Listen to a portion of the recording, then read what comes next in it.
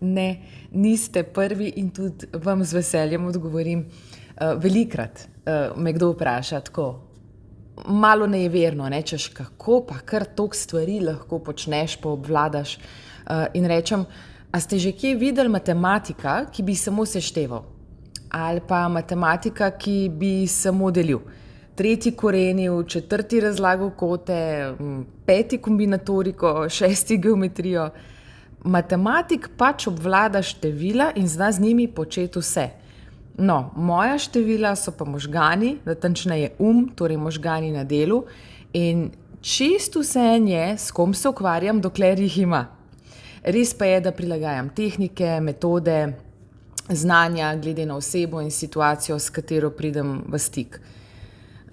Ja, je res, to pa včasih tudi rečejo, imamo različno kvalitetne in nadarjene matematike, ampak sebe ne bom umeščala, tako da to me zdaj prosim pa ne spraševati.